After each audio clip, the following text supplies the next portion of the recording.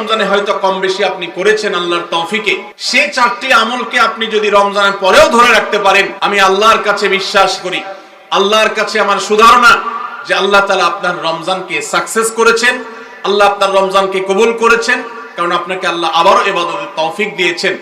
আর সেই চারটি কাজের প্রথম কাজ হলো, আমরা অনেকেই আলহামদুলিল্লাহ সারা বছর নামাজ নিয়ে অবহেলা কম বেশি করলেও রমজান মাসের সম্মানে, তাকওয়ার মাস হিসাবে, কোরআন নাজিলের মাস হিসাবে, শ্রেষ্ঠ মাস হিসাবে, ইবাদতের মৌসুম হিসাবে রমজানে অনেকেই পুরুষরা 5 ওয়াক্ত নামাজ মসজিদে গিয়ে পড়ার চেষ্টাটা করেছে। মা বোনরা ওয়াক্ত হওয়ার পর দেরি না করে তারা নিজ নিজ অবস্থানে নামাজটা আদায় করার চেষ্টা করেছে। রমজানের পরে এই 5 ওয়াক্ত নামাজ যেটা রমজান মাসে আপনি সঠিকভাবে করেছেন, এই নামাজটা যদি আপনি ধরে রাখেন, 5 ওয়াক্ত নামাজ কি শুধু রমজানের ইবাদত না রমজানের পরের ইবাদত?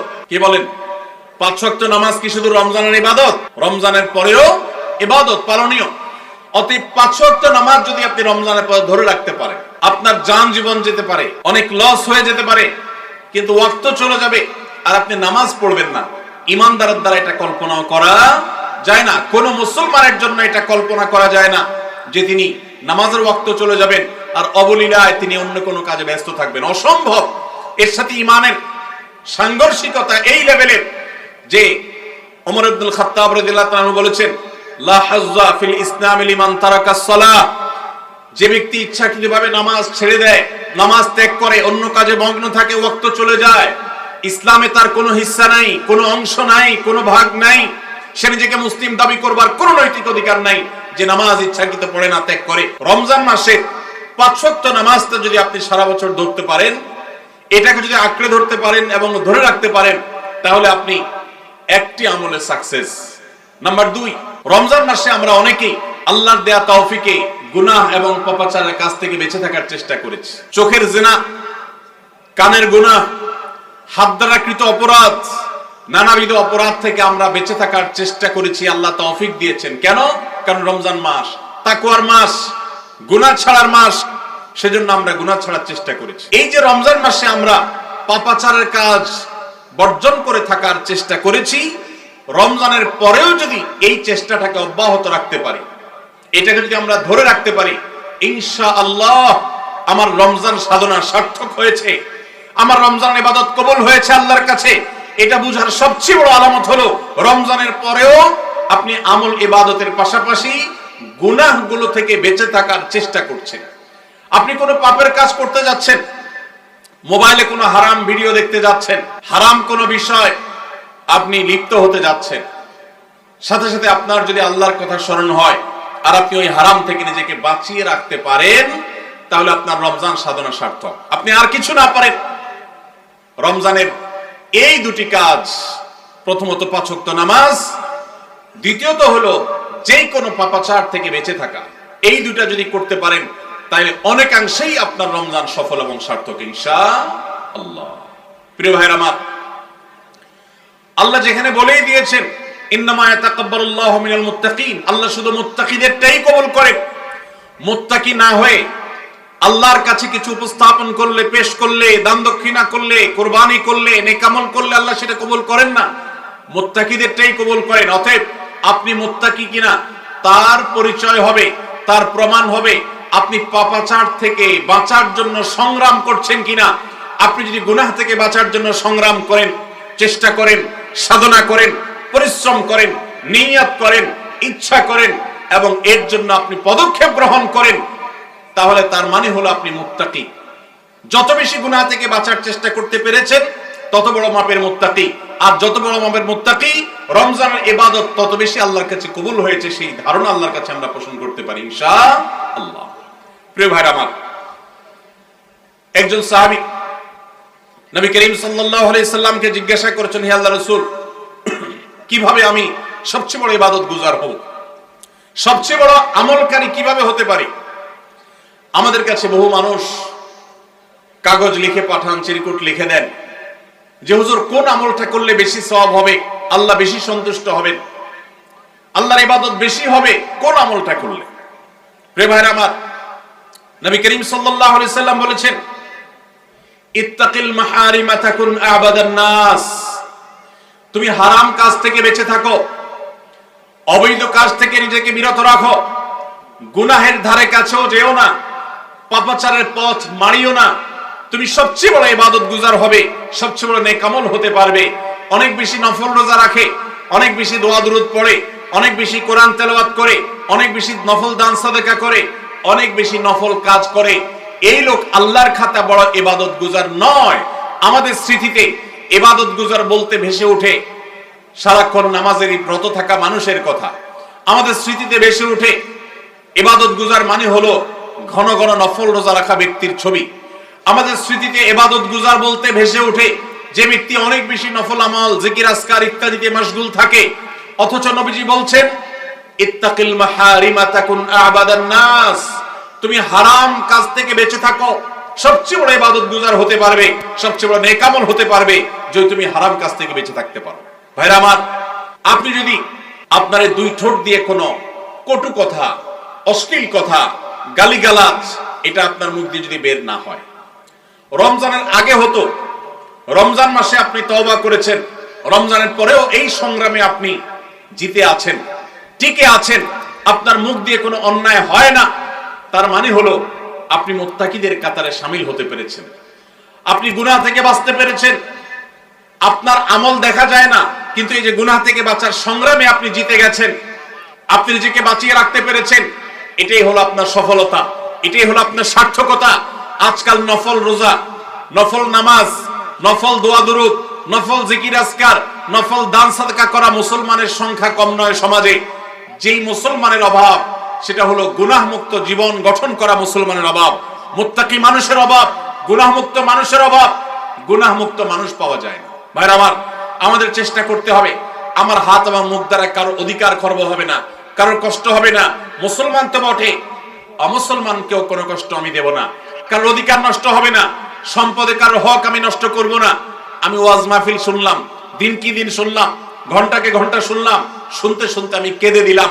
2 পয়সার কোনো ভ্যালু নাই যদি আমি দোকানদারি করতে গিয়ে কাস্টমারের সাথে 2 নাম্বারি করি, কাস্টমার হয়ে দোকানদারের সাথে 2 নাম্বারি করি, জমির আইল ঠেলাঠেলি করি, আরেকজনের ফসল আমি নিজে তুলে নিয়ে আসি, অন্যায়ভাবে কারোর হক নষ্ট করি, কথা দিয়ে কাউকে কষ্ট দেই, আচরণ দিয়ে কাউকে কষ্ট দেই, কারোর কোনো অধিকার নষ্ট করি, কারোর গীবত শিকায়েত করি, কারোর পেছনে তার সমালোচনা করি, কাউকে নিয়ে ব্যঙ্গ বিদ্রুপ করি, কাউকে আমরা ব্যঙ্গ নামে ডাকি, ফেসবুকে, সোশ্যাল মিডিয়াতে অথবা অফলাইনে, অনলাইনে, যে কোনো সেক্টরে, যে কোনো জায়গাতে, যেই কোনো প্ল্যাটফর্মে এই ধরনের গুনাহের কাজে যদি আপনি লিপ্ত থাকেন, তো আপনার এই শত শত মাহফিল, হাজারো মাহফিল শোনা, মাহফিলে আসা, এটার কোনো মানে হতে পারে না। আল্লাহ আমাদের সবাইকে রমজান মাসে গুনাহ থেকে বাঁচার যে চেষ্টাটুকু আমরা করতাম, রমজানের পরেও সেটাকে আমাদের ধরে রাখার তৌফিক দান করুন। রমজানের পরে গুনাহ থেকে বাঁচার চেষ্টা করবো তো ইনশাআল্লাহ। অনেক ভাইরা আছেন অনেক হারাম কাজ করেন নাই, কেন? রমজান মাস, কিন্তু এখন আবার সেটা শুরু করে দিয়েছেন। এর মানে হলো আপনার রমজানের ইবাদত কবুল হওয়ার সম্ভাবনা ক্ষীণ। নিশ্চিত তো বলা যাবে না, তবে প্রবল সুধারণা করা যায়, সম্ভাবনা অনেক প্রবল যদি আপনার সেই রমজানের আমলগুলোকে আপনি এখন ধরে রাখতে পারেন। অন্য সব না পারেন, অন্তত আমি 4টা আমলের কথা বলেছি, 5 ওয়াক্ত নামাজ আর সকল প্রকার গুনাহ এটা থেকে বিরত থাকা, আর 3 নম্বর হলো কোরআনে কারীমের তিলাওয়াত। অনেকে আমরা আলহামদুলিল্লাহ কোরআন তেলাওয়াত করেছি রমজানে, কারণ রমজান মাস কোরআন নাজিলের মাস। আমাদের সালাফ পূর্বসূরীরা রমজান মাসে কোরআন হাত থেকে রাখতেন না। আমরা অনেকেই নিজে কোরআন খতম দিয়েছি, যারা খতম দিতে পারেন না একটু হলো তেলাওয়াত করেছেন, তারাবিতে হাফেজ সাহেবের কাছ থেকে তেলাওয়াত শুনেছেন, কোনো না কোনো ভাবে কোরআনের সান্নিধ্যে এসেছেন। দুর্ভাগ্যজনক বাস্তবতা, রমজান চলে যাওয়ার সাথে সাথে আমাদের কোরআনের সাথে সম্পর্ক শেষ হয়ে গেছে, ঠিক না? ঠিক। বহু মানুষ আছে কোরআন স্পর্শ করে না, দিনের ভিতরে 2-4 ঘন্টা, 5 ঘন্টা, 6 ঘন্টা সময় পর্যন্ত অনেকে সোশ্যাল মিডিয়াতে ডুবে থাকেন, মোবাইলে ডুবে থাকেন। সারাদিন কোরআনকে স্পর্শ করার জন্য 5টা মিনিট সময় বের হয় না, ঘন্টাকে ঘন্টা কোরআনের পরিবর্তে মোবাইল ফোনকে স্পর্শ করার সময় আমাদের হয়। মনে রাখবেন, আপনার রমজানের আমল ইবাদত সার্থক হবে, সফল হবে, কবুল হওয়ার সম্ভাবনা জোরালো হবে যদি রমজানে যে কোরআন আপনি প্রতিদিন 2-4 পারা তেলাওয়াত করেছেন, এখন 2-4 পারা না পারেন, 2-4 পৃষ্ঠা হলেও পড়েন, কিন্তু আপনার দিনের একটা সময় অবশ্যই বরাদ্দ থাকা উচিত কোরআনের জন্য।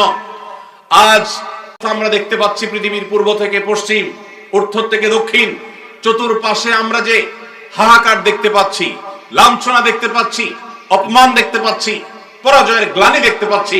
মুসলমানদের দুরবস্থার অন্যতম প্রধান কারণ হলো আজ মুসলমান কোরআন থেকে দূরে সরে গেছে। নবী করিম সাল্লাল্লাহু আলাইহি সাল্লাম বলেছেন, ইন্নাল্লাহা ইয়ারফাউ বিহাযাল কিতাবি আকওয়ামা ওয়া ইয়াদাউ বিহি আখারিন। আল্লাহ রাব্বুল আলামিন এই কোরআনের মাধ্যমে বহু জাতির মর্যাদাকে আকাশে তুলবেন। আবার এই কোরআনের প্রতি অবহেলার কারণে, অবজ্ঞার কারণে, কোরআনকে ছেড়ে দেওয়ার কারণে, কোরআন থেকে দূরে থাকার কারণে, কোরআনকে পরিহার করবার কারণে বহু জাতিকে আল্লাহ তাআলা অপমানিত করবেন, অপদস্থ করবেন, তাদেরকে আকাশ থেকে পাতালে নামিয়ে ছাড়বেন। সেই দুর্ভাগ্যজনক বাস্তবতা আজ আমরা প্রত্যক্ষ করছি। মুসলমানের ঘরে কোরআন পড়ার কোনো অভ্যাস নেই, কোরআনের চর্চা নেই, কোরআনের আলোচনা নেই, কোরআনের আলোকে জীবন গড়বার কোনো পরিকল্পনা আমাদের মধ্যে নেই। এজন্য ভাইরা, রমজান মাসে যে কোরআনের সান্নিধ্যে আমরা ছিলাম, রমজানের পরে অল্প অল্প করে হোক প্রতিদিন আপনি কোরআন তেলাওয়ার চেষ্টা করেন। 1 পৃষ্ঠা 2 পৃষ্ঠা হলে তেলাওয়াত করার চেষ্টা করেন, অর্থ সহ বুঝে পড়ার চেষ্টা করেন। এটা যদি করতে পারেন আপনার রমজান সাধনা সার্থক ইনশাআল্লাহ। চেষ্টা করব তো কোরআন তেলাওয়াত করার। আল্লাহ রাব্বুল আলামিন এই কোরআনকে এমন এক গাইড বুক করেছেন। কোরআনের সবচেয়ে বড় মিরাকল হলো কোরআনকে যে যত বেশি আঁকড়ে ধরতে পারবে দুনিয়াতে আল্লাহ তাআলা তাকে তত বেশি সম্মানিত করবেন। ইসলামের ইতিহাসের সোনালী যুগের যারা স্বর্ণ মানব ছিলেন, সেই খুলাফায়ে রাশেদা, তাদের পরবর্তী যুগের যে সোনালী ইতিহাস ছিল, যখন বিশ্ব মুসলমানের পদতলে ছিল, মুসলমান যখন বিশ্বের সুপার পাওয়ার ছিল, গোটা বিশ্বে মানবতা তার সর্বোচ্চ শিখরে যখন আসীন হতে পেরেছে, মানবতা সবচেয়ে বেশি যখন প্রতিষ্ঠিত হয়েছে, যখন মুসলিম নয় শুধু অমুসলিমরাও সবচেয়ে সুখে শান্তিতে পৃথিবীতে বসবাস করতে পেরেছে, কারণ অধিকার খর্ব করা হয় নাই, অধিকার আদায়ের মতো আজকের পৃথিবীতে যে নাটক চলমান আছে সেই নাটক তখন হয়নি। সেই সোনালী অতীত মুসলমানদের যে ছিল, তখনকার মুসলমানরা কোরআনকে তারা আঁকড়ে ধরেছিল, কোরআনকে তারা মাথায় রেখেছিল, কোরআনকে তারা জীবনে ধারণ করেছিল, কোরআনকে তারা সবসময় স্মরণ করেছে, বরণ করেছে, গ্রহণ করেছে, কোরআন দিয়ে নিজের জীবনকে সাজিয়েছে, তার সুফল তারা পেয়েছে। আজ কোরআন আমাদের কাছে অবহেলিত, কোরআন আমাদের কাছে আজ সবচেয়ে বেশি পরিত্যক্ত। যেই গ্রন্থ বছরে আমরা রমজান মাস ছাড়া অনেকে উল্টায় দেখি না, পাঠ করি না। মোবাইলে আমার বহু অ্যাপ আছে, সাথে কোরআনের অ্যাপও আছে। আমি সোশ্যাল মিডিয়ার অ্যাপগুলো দিনের ভিতরে 50, 60, 70, 80, 100 বার ওপেন করলেও কোরআনের অ্যাপটা দিনে একবার ওপেন করা হয় না। কোরআনের জন্য কোনো সময় আমার বরাদ্দ নাই। আমাদের বাসা বাড়িতে অনেক কিছু চলে, কোরআন তেলাওয়াত চলে না। বহু কিছু নিয়ে আড্ডা হয়, কোরআন নিয়ে পাঠচক্র হয় না, গ্রুপ ডিসকাশন হয় না, আলোচনা পর্যালোচনা হয় না। এরকম পরিবার আজ ঘরে ঘরে, প্রত্যেকটা জায়গায় জায়গায়। আর এই কারণে আজ আমাদের দুরবস্থা আমরা দেখতে পাচ্ছি পৃথিবীর চতুর্প্রান্তে রয়েছে। আল্লাহ তাআলা আমাদের সবাইকে কোরআনকে সারা জীবনের জন্য আমাদের সাথী করার তৌফিক দান করুন। কোরআন নিয়মিত পড়বেন তো ইনশাআল্লাহ, প্রতিদিন পড়বেন তো ইনশাআল্লাহ। আল্লাহ আমাদের সবাইকে প্রতিদিন কোরআন তেলাওয়াতের তৌফিক দান করুন, কোরআন বুঝে পড়ার তৌফিক দান করুন, কোরআনের আলো থেকে আলো গ্রহণ করবার তৌফিক দান করুন, সমাজ এবং রাষ্ট্রকে কোরআন দিয়ে সাজাবার তৌফিক দান করুন। বলুন আমিন। নাম্বার 4, শেষ পয়েন্ট। রমজান উপলক্ষে আমরা অনেকেই ভোর রাতে সাহরি খেতে উঠে আল্লাহর কাছে কম বেশি দোয়া করার চেষ্টা করেছি, 2-4 রাকাত তাহাজ্জুদ নামাজ পড়ার চেষ্টা করেছি, ঠিক না? ঠিক। ইফতার সামনে নিয়ে অনেকে দোয়া করেছেন। রমজান মাসে রোজাদারের দোয়া কবুল হয় দিনের বেলা, অনেকে দোয়া করেছেন। রমজান শেষ, তাহাজ্জুদ পড়া তো ভোর রাতে উঠে দূরের কথা, অনেকের ফজর নামাজ পড়াটাই কঠিন হয়ে গেছে, ঠিক না? ঠিক। আজ রমজানের পরে রমজানের সেই আমলের ধারাবাহিকতা, অর্থাৎ ভোর রাতে তাহাজ্জুদের নামাজ পড়ার যদি কেউ অভ্যাস ধরে রাখতে পারেন, এটা হবে সবচেয়ে বড় অর্জন। এটা যদি না পারেন, অন্তত ফজরের নামাজ, 5 ওয়াক্ত নামাজ তো পড়বেনই, ফজর নামাজ স্পেশালি জামাত যাতে কোনোভাবে মিস না হয়। আর দিন এবং রাত 24 ঘন্টার কোন একটা সময় আল্লাহর কাছে দুহাত তুলে দোয়া করার অভ্যাস গড়ে তুলবেন, চেষ্টা করবেন তো ইনশাআল্লাহ। কয়েকটা সময়ের দোয়া আল্লাহর কাছে করলে সেটা বিফলে যায় না। এর ভিতরে একটা হলো ভোর রাতের দোয়া, আরেকটা হলো 5 ওয়াক্ত নামাজের পরের দোয়া। আরেকটা দোয়া কবুলের সময় আছে শুক্রবারে। কোন সময় হাদিস এটা ফিক্স করা হয় নাই, তবে হাদিস বিশ্লেষকগণ অনেকেই বলেছেন সেই সময়টা হলো জুমার দিন আসরের পরের সময়।